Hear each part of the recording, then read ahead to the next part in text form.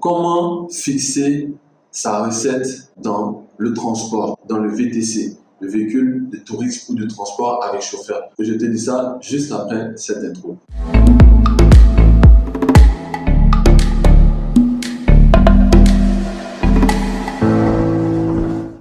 Bonjour, moi c'est Niepa Joël Anani, je suis un membre de la diaspora rentré définitivement au pays. Ça fait 10 ans que j'investis dans ce pays, donc la Côte d'Ivoire. Et sur cette chaîne, je partage avec toi toutes les astuces que j'ai. Je partage avec toi mes erreurs afin que tu puisses les éviter et capitaliser sur mes succès. Vous êtes lancé, vous vous apprêtez à vous lancer dans le VTC à Abidjan, Yango ou Uber, mais vous ne savez pas comment fixer votre recette qui va correspondre à votre personnalité, à votre projet, à ce que vous voulez faire, à vos aspirations et à votre vision. Ce que je peux te dire, c'est qu'il n'y a pas de recette fixe. Il n'y a pas de recette standard ou universelle comme dans le taxi rouge où la recette est à 17 000, quoique là-bas, il y a des personnes qui ont trouvé leurs propres astuces pour pouvoir mettre en place d'autres recettes. Au niveau du VTC, au niveau du Yango, au niveau du Uber, il y a plusieurs techniques. Il y a des personnes, par exemple, qui partent sur une technique de commission. Qu'est-ce que c'est que la technique de commission? La technique de commission, c'est que tous les jours, le chauffeur va rouler et va reverser ce qu'il aura gagné au propriétaire. Tout ce qu'il aura gagné. Et ensuite, à la fin du mois ou à la fin d'une certaine période que le chauffeur et le propriétaire auront déterminé, un pourcentage sera reversé au chauffeur. Ça peut être 10%, ça peut être 20%, ça peut être 30%. Ce n'est pas une méthode que j'utilise, donc je ne sais pas quel pourcentage est le plus adapté dans ce genre de situation. Ce que je sais et ce que je vous dis, c'est qu'il y a une commission, un pourcentage du chiffre d'affaires qui est reversé au chauffeur. Ensuite, soit c'est le propriétaire qui va faire les rechargements, faire le plein, faire l'entretien du véhicule, mais en fin de période qu'ils auront déterminé, soit hebdomadaire, soit mensuel, il y a une commission qui est reversée au chauffeur sous forme de salaire. Voilà, donc il y a cette technique qui est utilisée par certaines personnes. Moi, personnellement, mon avis là-dessus, c'est que ça infantilise le chauffeur dans la mesure où il n'a pas la possibilité, l'autonomie de pouvoir gérer les choses de lui-même. Ensuite, il y a le fait qu'il faut trouver du temps pour pouvoir à chaque fois débriefer, que ça soit de façon journalière, hebdomadaire ou mensuelle avec le chauffeur. Pour quelqu'un dans ma situation qui est tout le temps en train de courir, c'est inopportun et à vous de voir maintenant si c'est quelque chose qui peut vous convenir. L'autre inconvénient de cette technique, c'est que le chauffeur n'est pas obligé de faire passer toutes les courses dans l'application. Il peut prendre des courses. Si c'est un chauffeur qui est malin ou qui est rusé, il peut s'arranger pour que certaines courses ne passent pas dans l'application, évidemment, puisque c'est à partir de ce qu'il aura gagné qu'on lui reversera des pourcentages. Donc, automatiquement, il peut être tenté de faire des courses. Donc, pendant qu'il vous montre 10 000 francs CFA gagnés aujourd'hui, en réalité, il a gagné 22 500 francs CFA parce qu'il y a 12 500 qui sont passés hors application. Raison pour laquelle je trouve cette méthode, pour moi, personnellement, inefficace parce qu'on perd du temps et on perd de l'argent et on n'a aucune vision, aucune garantie sur rien. Et c'est important pour moi que le chauffeur soit en toute autonomie pour travailler. Il gère son crédit, il gère son essence, il se gère. Voilà. L'autre solution, c'est les personnes qui demandent une certaine somme et font une retenue sur cette somme-là. Ils appellent ça pointer pour pouvoir reverser cette somme à la fin du mois. Je vous donne un exemple pratique. Il y a des personnes qui demandent une recette de 30 000 francs CFA et qui pointent 5 000, de sorte à ce qu'à la fin du mois, ces 5 000-là cumulés puissent être reversés au chauffeur comme un salaire. À ce moment-là, c'est le chauffeur qui s'occupe de toutes les charges du véhicule, puisque évidemment, c'est le propriétaire qui s'occupe des charges du véhicule, puisque évidemment, le chauffeur reverse tout ce qu'il a gagné, ou alors il garde quand même une partie sur lui, mais ne sachant pas combien il gagne sur lui exactement après avoir versé 30 000 francs, qui est assez élevé, on peut difficilement imaginer que celui-ci arrive à faire le plein et arrive à faire ses différents rechargements, sachant qu'il doit également avoir du crédit pour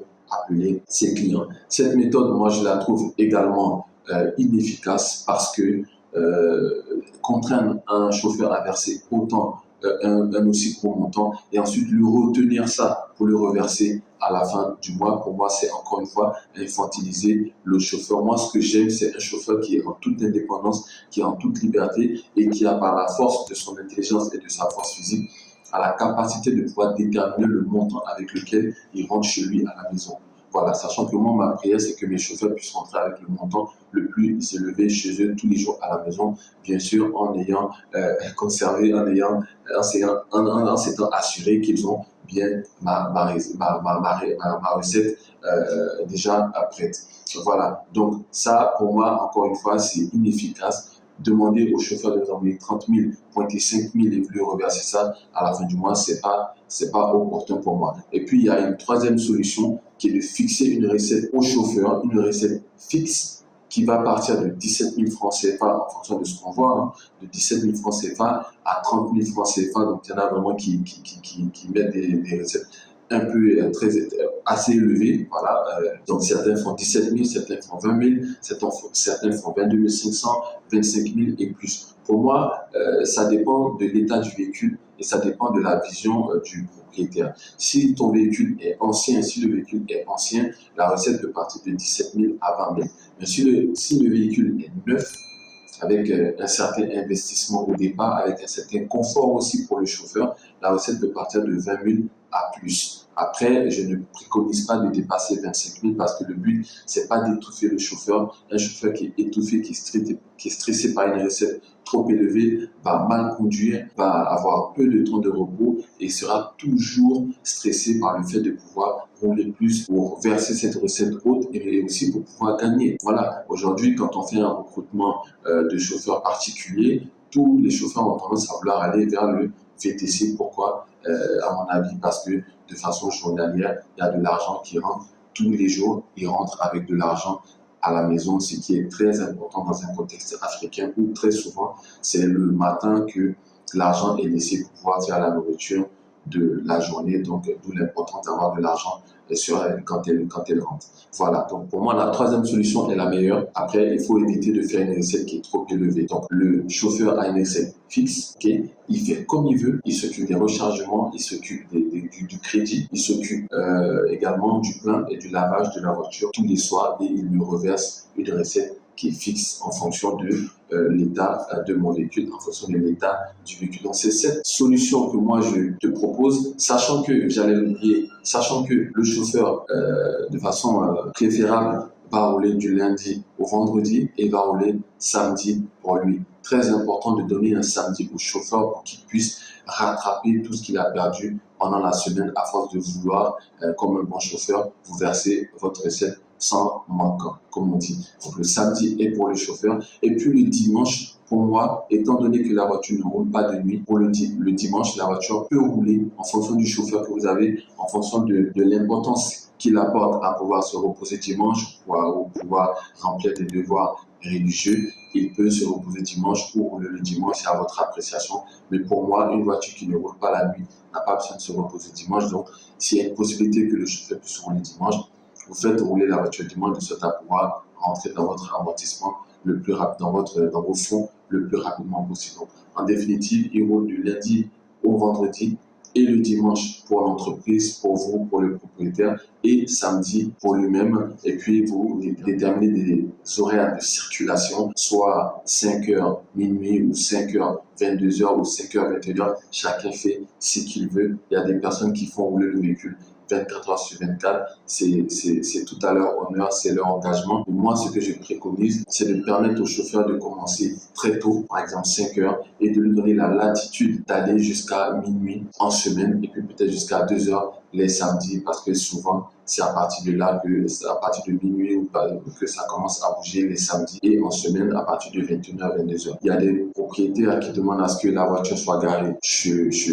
lui à la maison. Moi, ma recommandation, c'est de permettre au chauffeur dès le premier jour de pouvoir garder le véhicule. Pourquoi? Parce que vous y aurez installé un GPS. Je reviendrai beaucoup plus en détail sur certaines choses, le lieu de résidence du chauffeur, l'installation du GPS, le fait que la voiture puisse dormir chez vous ou chez le chauffeur. Je reviendrai en détail avec une autre petite vidéo d'à peu près 10 à 15 minutes pour pouvoir vous éclairer là-dessus. Donc, N'hésite pas surtout à t'abonner. Là, ça va être une série de vidéos. À t'abonner et à activer la cloche. Ça va être une série de vidéos uniquement sur le VTC, véhicule de transport ou de tourisme avec chauffeur intelligent, soit Yango ou Uber, et tu pourras mieux comprendre cette activité et pourquoi pas la conseiller ou te lancer toi-même. Donc, partage la vidéo également. Donc, abonne-toi, active la cloche, comme ça, tu es informé dans la prochaine vidéo, et puis partage-la éventuellement sur les différents réseaux sociaux que tu possèdes pour pouvoir booster la visibilité de cette vidéo. C'était Niepa Joël Anani pour la chaîne Assis du pays.